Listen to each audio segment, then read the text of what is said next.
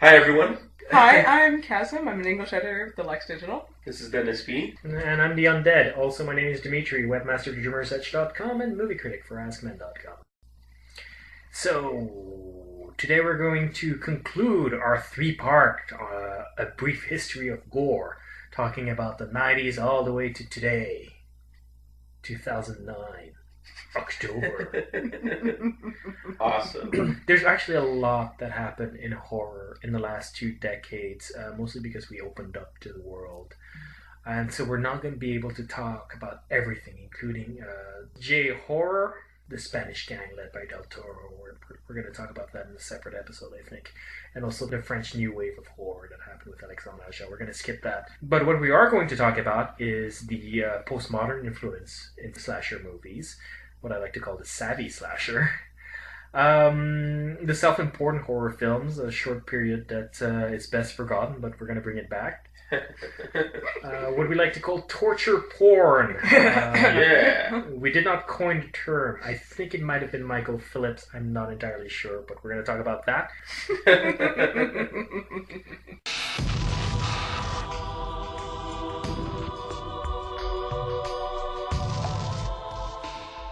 So, we left off with too many sequels that pretty much tanked the horror industry in the mid-90s. Yes, definitely.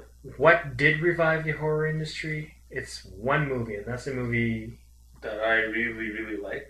That's right. Being it a slasher, of course, which is my favorite. That's right. Horror genre. Dennis's favorite movie, Scream from 1996, by one of my favorite horror directors, Wes Craven. Yeah. And the ever-snappy Kevin Williamson on screenwriting duties. Yes, he was, I think that was his best script. Definitely his best writing. Yeah, although I did enjoy Scream 2 as well. Oh, yes, that's true. For sure. That really revived horror by bringing in postmodernism. Mm-hmm. Yes. The kids are savvy there. They're aware of the horror movie tropes. Yeah. Mm-hmm. It would be almost ridiculous if they weren't at this point. Yeah. Yeah, because horror had kind of gone a little bit campy near the mid-90s with all the sequels. Very campy, actually. Yeah. And Scream was a way of bringing that humor in an intelligent way instead of in a goofy way. Yeah. But adding to that, the beginning of Scream was also very powerful because it kind of emulated Psycho, whereas Drew Barrymore died before even, I think... she died in the first 10 minutes. In the first 10 minutes, right? Which a lot of people kind of didn't see coming, right? Although if you're listening to that now, you will. And I think the ending also is kind of very... the way they interact is very, I find unique. Yeah. What I like about the Scream in particular is that it's a big satire. Now, of course, it's a satire of horror films because they keep pointing out the tropes. Yeah. But it's also a satire in terms of a social satire. Mm-hmm. The basic idea is that the youth have become so desensitized by an overexposure to media that they're the equivalent of a sociopath. The running joke in Scream is that you don't know who the killer is, because frankly, they all behave like they could be the one. Exactly. Exactly. And at the same time, they behave like typical teenagers. So it really is a criticism of the way teenagers are being raised. And yeah, no, it's interesting because it blurs that line. Unlike before, where it was very distinct. Who is the killer? Who are the victims? Now you're not quite so sure. Exactly. One of the most disturbing scene and at the same time hilarious scene in Scream is when the teenagers are at a party and learn that their principal has been gutted and is hanging on the football field, and they all go, "All right!" and they run to see it. I love the line when he's being asked, how come, you're a killer or whatever, and all he says, well, peer pressure. I think that kind of, shows us at what stage society was. No, I'm not sure it's an accurate portrayal of society. Yeah, but you know what I mean. It's pretty damn funny. It's pretty funny, yeah. It's very charming. And also, it has Wes Craven reinforcing the old themes, as usual. The women in the Scream franchise in general, but especially in the first movie, are very strong. Very, very strong. Actually, one of the running jokes in Scream as well is that Ghostface, who is the killer, keeps getting the crap knocked out of him. That's right, but every single person, regardless of the fact that they may be killed, they still fight with everything in their being. He earned. They don't make it. That's right. They don't make it easy. You're not going to take me out. That's really what it is. Ghostface earned his kills. So what it brought new to the horror genre is obviously the self-referential aspect, the pop culture savviness of it. It also brought back the whodunit aspect. We're moving away from monsters and more into who's the culprit, which is more reminiscent of early slashers. Yeah. And unfortunately, the twist ending. Starting from then, horror movies will keep trying to surprise you with an ending you didn't expect. Yes. Right. Even if it was completely unnecessary. Following that, we saw the true Attack of the Clones. I'm talking about movies like Urban Legend. Oh God, yeah. I Know What You Did Last Summer. I still know what you did last summer. I don't care what you did last summer. I'll always know what you did last summer. And the problem with them is that they failed to capture what made Scream great. The characters were savvy, yes, but instead of being clever savvy, they came off as insensitive jerks. Yeah. And the thing with Scream is that Scream was aware when it created an insensitive jerk. That was the running joke. Right. Here, we're asked to relate to these jerks. And the twist ending, well, again, Scream played on the twist ending as kind of like, look how arbitrary youth has become. That their motive, as you pointed out, barely makes sense. Yeah, exactly. Became twist endings that felt perfunctory. Yeah. The strength of Scream, the original, where it brought back, the horror genre back into the spotlight, made a lot of money, it revived it. It also, at the same time, caused it. I won't say its demise, but it caused a lot of bad horror movies to be made again. There really isn't much more you can say about that. I mean, people probably remember quite well M. Night Shyamalan. Still alive and kicking. The idea of those twist endings. What a twist. Well, he takes it quite far. But, yeah, when you get people like that, and it's just like, now that the twist ending, rather than being a twist, it's now it's predictable. It's predictable, right. It's predictable in the sense that, okay, there's going to be a twist, so there's really no point in my trying to figure out how it's going to end, because it's not going to end the way I was expecting anyway, which is really, really dissatisfying and annoying. I agree, yeah. And the problem also is it's a parlor trick. There's cheap. No drama. It's all about how clever the filmmaker is, how much he can fool you, and they spend no energy telling me a story, telling me about characters I care about, telling me about themes that reflect in my life. Nothing. There's a distance created with the narrative because you're not supposed to believe in it, and if you're foolish enough to believe in it, I'm gonna turn the tables around and make you a fool for having dared to try to get involved with my story. Yes. Yeah. It's almost like they're trying to repel their viewers. Like, don't watch us because we really don't need you for whatever reason. Or we just want you so that way we can make fun of you. Yeah. Because you're not as clever as we are with our arbitrary endings. Although I will say something about Shyamalan. I think we're being a bit harsh. Yes. I mean no disrespect. He does have some good qualities. Sixth Sense, I thought, was a terrific movie. Yeah. The twist ending works because it's part of the character's journey. Yeah. Bruce Willis's character, he's rediscovering himself because he's clearly lost touch of himself. He can't connect with his wife for reasons that... Yes, become clear at the end. Yeah. And when he discovers what his true identity is, it's still within the journey of a man rediscovering himself and rediscovering the final truth about himself and finally being able to be at peace with the man he is. Yeah. It works dramatically, which you can't say that about most twist-ending movies. Yeah. And the second thing I will say about Shyamalan is that a lot of his twists and turns that people say it's a twist ending are not twist endings. He got a lot of flack for The Village. Oh yeah, I remember. Yeah, and they were like, oh, it's a stupid twist ending. I saw it coming. I was like, it's not a twist ending. It came at the second act. Come on now. Exactly. That was established early on what was going to happen, so that wasn't a twist ending. Yeah. The same thing with his latest one, The Happening, where everybody goes like, well, that's a stupid twist ending. There's no twist. It's like, yeah, that's because it's not. That's not a twist ending. Yeah. That's an unfair criticism. I mean, when there's clearly not meant to be a twist. Accusing him of having a twist ending is very silly. Because he really did it only once or twice in reality, and then he got saddled with, like, it's a twist ending one. Yeah. Sixth Sense brought us something even worse, which is the serious horror thriller. Suddenly, with the success of Sixth Sense, quote-unquote real actors were willing to play in horror movies. Right. Yeah. But they weren't really willing to play in horror movies. They were only willing to play in horror movies that quote-unquote transcend the genre. Which means horror movies that are ashamed of being horror movies. Mm-hmm. And there's nothing more obnoxious than seeing a quote-unquote horror movie being smug about the fact that it's too good to be the type of entertainment that you're looking for yourself as an audience. I'm talking about Cold Creek Manor, Secret Windows, Skeleton Key, Hide and Seek, all with stupid twist endings. Skeleton Key was awful. Oh, and the weird thing is, I remember when they were promoting it, they were playing it up as this psychological thriller. There's nothing. It has no substance to it whatsoever. I figured out the quote-unquote twist ending about 10 minutes into the movie and had to sit through as the filmmakers were dangling in front of me going, you can't guess it, can you? You can't guess it, can you? It's like, no, I did. Now, can you just please try to tell me the story? Just try. Yeah. It's really quite insulting as a viewer to have someone think that you couldn't have figured that out early on. You know?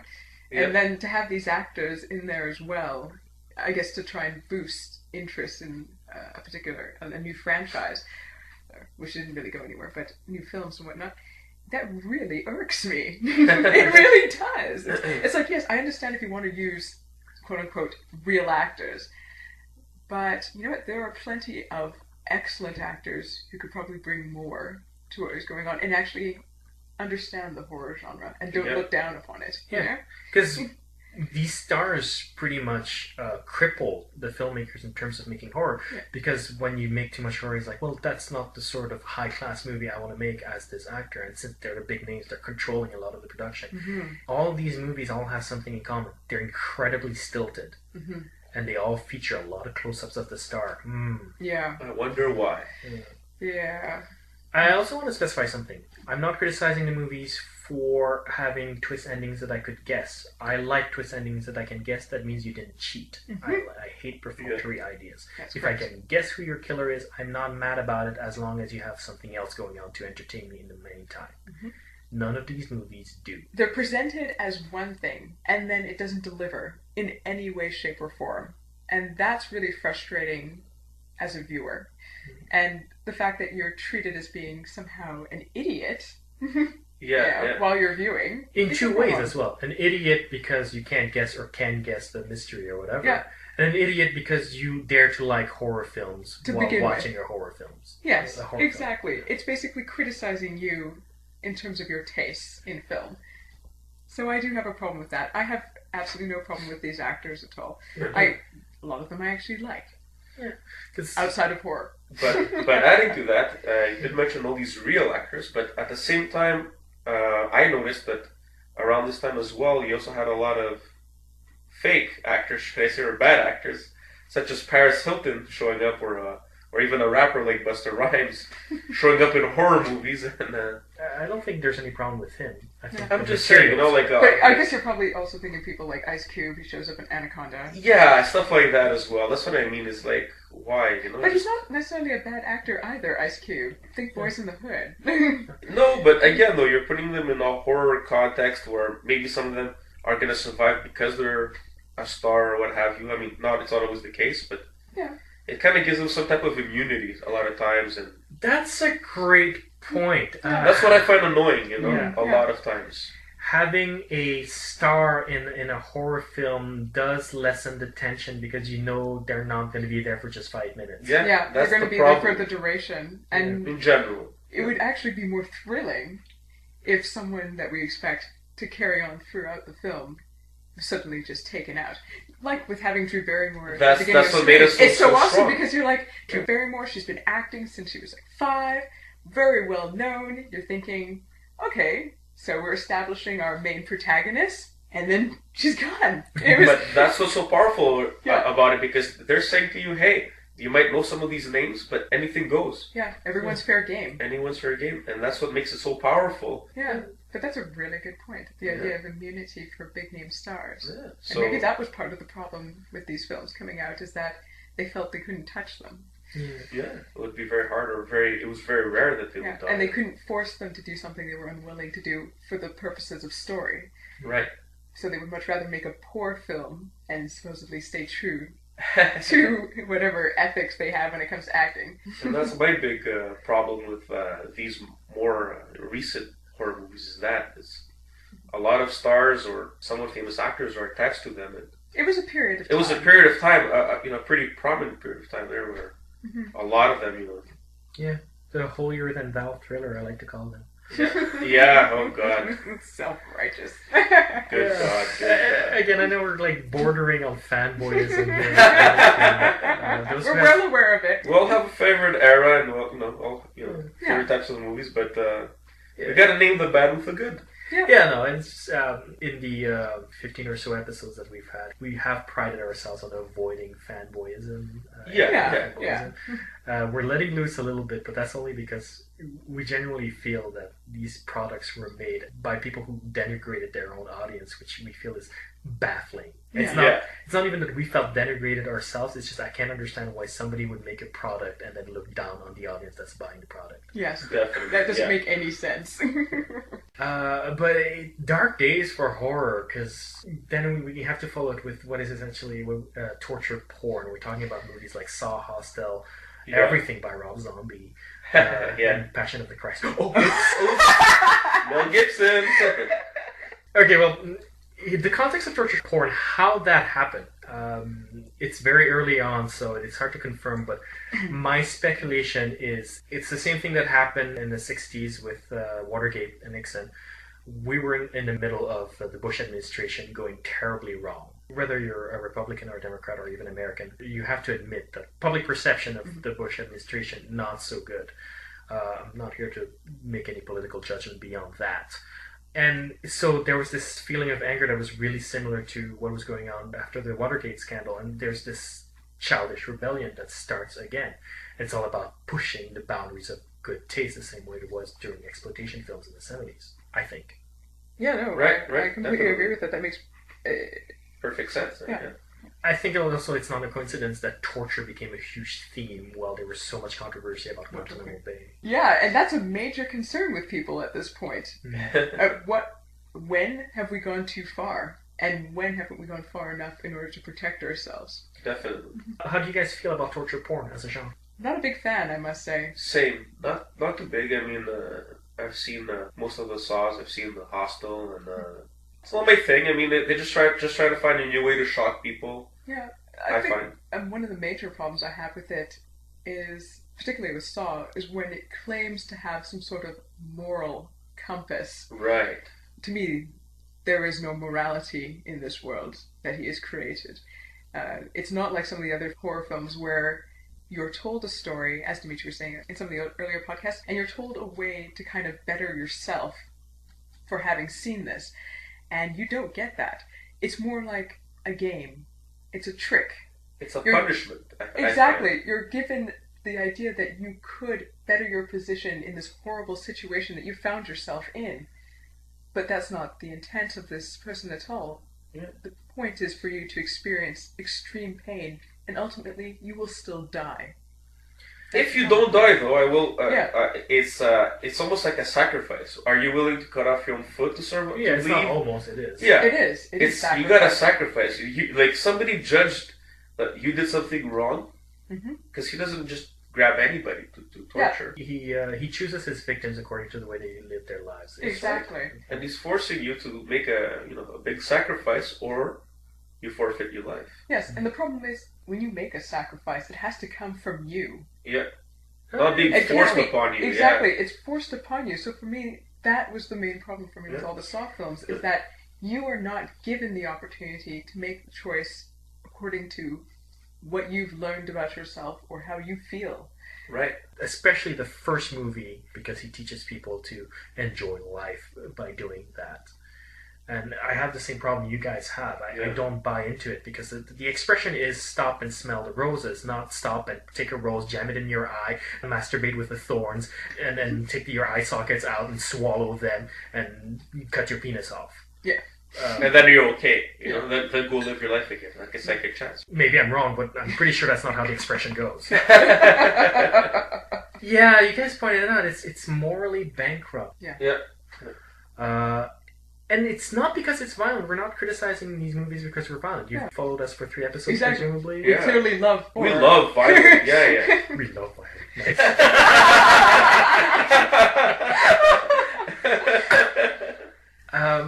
But in my case, at least, I don't criticize it for the violence. I criticize it for the nihilist context in which the violence is put in. That's it. There's no sense of hope. It's only the world is grim. You will die a horrible death. Screw you. That's really the spirit of those movies. Yeah, there's nothing redemptive about these films. You don't come away feeling like, okay, I've watched this, I've gotten something from this story. I never feel like that. I just feel like, so I've basically just watched these people die horrible, horrible deaths, and for what? For nothing. Yeah. Maybe that's the point. But, Yeah, I agree with you. Same thing. I don't find that there's really any substance, really, other than the torture scene itself or the, Yeah. I find now that they show way too much instead of leaving it to the imagination, like they did more in the past. Yeah, it probably has to do with the fact that you have so much at hand that you can use to really bring that experience home for people, Right. and they don't see why they shouldn't do it. Yeah, I think that's what it is. Because before it was economy. You probably couldn't do it in a way that you felt was believable. Right. Now you can. So Well, why not put it out there? perfect example is going back to the movie Jaws, where the shark wouldn't work. It was designed for non-salt water, and it wouldn't work. So Steven Spielberg had to come up with a creative way for the opening sequence of Jaws. Where he used a specific technique, but that was way more powerful than, let's say, if you computer generated the shark ripping it apart or whatever. That's true, especially since computer generation is still not seamless enough. Right. That, but you know what I mean? Sometimes you let your imagination fill in the violence, and a lot of times it's worse than when somebody shows you something. And now they have a tendency just to show you everything. Really, I think it depends how you show it as well. And also, they like to explain everything to the very minute detail, which is very annoying. That's a very good point. It's very annoying. Where in the past, which goes again to your imagination, you're like, well, why is he killing her or what have you? Now everything's all like, oh well, there's a scientific explanation for everything. I have that problem with so many movies today. Scary. Gore Verbinski's remake of The Ring irritated me. It was written by Aaron Kruger. Oh, Aaron, when will we get along? When? Every detail of the myth was being explained. It's really, I don't need to know how she managed to use a phone. She uses her magical ghost powers. That's cool with me. For me, that's... Well, it's weird. It's like they no longer believe in allowing you to suspend your disbelief in order for the story to proceed. Yeah. But I they think... bring it back down. Yeah. But I think that came from educating their audience to disbelieve what they see. The twist ending raised an entire generation of horror fans to disbelieve what they see and nitpick at it so that they can find a twist. And so now everything that's kind of a plot hole or left unexplained feels like, oh wait, you didn't explain your parlor trick correctly, so now they have to explain everything. I think it's a direct result of raising an audience that doesn't believe in the movie you're making. Yeah. Unfortunate. And I think that's why we're kind of more, I would say, negative in these movies, but that's why we don't maybe like them as much as the more classic horror movies.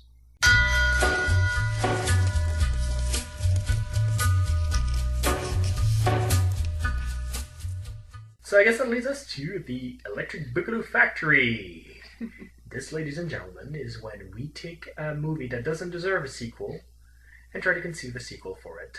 See, I've always had this question about some of the, villains of horror. And so I decided that if I were to make Sixth Sense 2, the conceit would be, I smell dead people. Because this was always a problem for me. You've got this sort of decaying, sort of corpse-like creature stalking people, and yet no one seems to smell them. So I feel that in this one, they find that they are now surrounded by dead people, but once they can smell, I'm not sure how much further I would go with this, but I just haven't. It was just something that's always intrigued me. The plot twist would be that a character like Bruce Willis would actually be the only one alive. and everybody else would be ghosts. Dun dun dun. Hey, it's all about the plot twist. That's all I have to say. It's a twist. It's a twist. Actually, your twists are better than mine. Yeah, those are actually pretty damn good twists. Look, I'll be honest with you. Sixth Sense 2 did not inspire me one bit. Yeah. So I decided to conclude our Halloween month 3-part podcast spectacular. I would create a movie that would encapsulate all of the horror tropes we've been talking about for 6 weeks now. All right. Let's hear it. That's mighty ambitious. The Sixth Sense Part 2, Electric Boogaloo. Will there be dancing? Break dancing? No, but Disco? young Cole has to save the rec center. Has Cole growing up as a savvy breakdancing teen he's kind of lippy, he's kind of those 90s lippy kids, and he moves to his uncle's castle In Transylvania. in Transylvania. Transylvania, Thank Of you. course. Where the shadows are larger than the people, and the colors are all red and green. And he starts seeing ghosts, but when he helps them, the ghosts don't go away. Instead, they torture his friends because they're dead and his friends are alive, and they go, "You don't appreciate life enough, so I'm going to torture you until you do." And we could have him having a little sister played by Emily Osment, his real life sister, Haley Joel Osment's real life sister, so she could scream a lot with her high pitched voice that she uses to scream every punchline in Hannah Montana. I don't know how you would know that. And what we need to do then is introduce a monster. So one of the ghosts would be special and different, and he would hate sex and drugs because his mom died trying to emulate something she saw in porn. That's right. That's good. Yeah. She and Dad decided to try something new one night, and it went horribly wrong, and he was left an orphan. Exactly.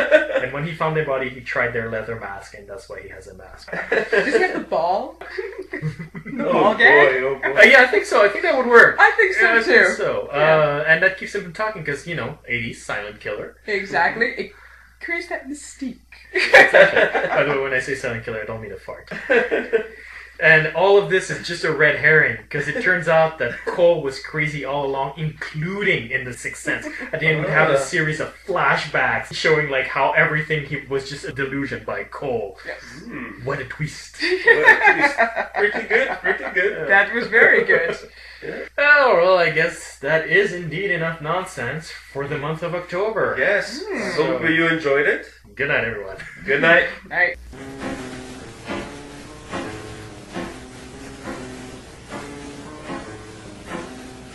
Happy Halloween. There you go.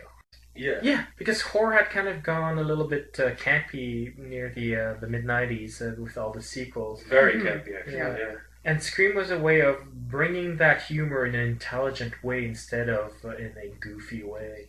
But adding to that, the beginning of Scream was also very powerful because it kind of emulated Psycho, whereas Drew Barrymore died before even, I think... She died in the first 10 minutes. Yeah.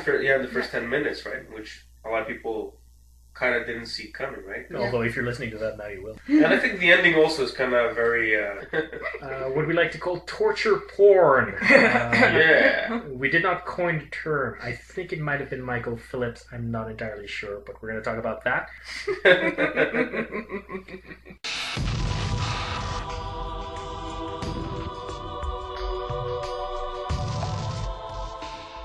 So, we left off with too many sequels that pretty much tanked the horror industry in the mid-90s. Yes, definitely. What did revive the horror industry? It's one movie, and that's the movie... That I really, really like. That's right. Being it a slasher, of course, which is my favorite. That's right. Horror genre. Dennis's favorite movie, Scream, from 1996, by one of my favorite horror directors, Wes Craven. Yeah. And the ever-snappy Kevin Williamson on screenwriting duties. Yes, he was... I think that was his best script. Definitely his best writing. Yeah, although I did enjoy Scream 2 as well. Oh, yes, that's true. For sure. That really revived horror by bringing in postmodernism. Mm-hmm. Yes. The kids are savvy there. They're aware of the horror movie tropes. Yeah. Mm-hmm. It would be almost ridiculous if they weren't at this point.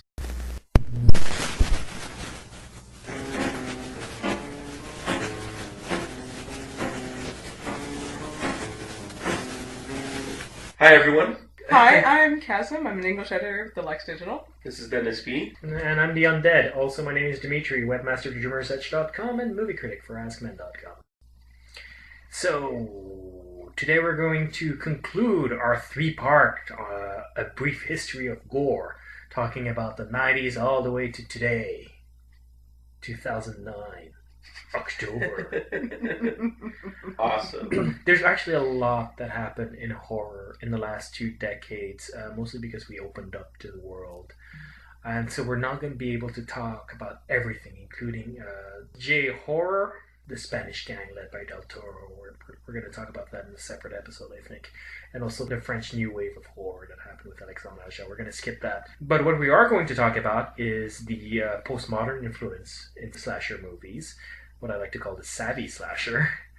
The self-important horror films, a short period that is best forgotten, but we're going to bring it back.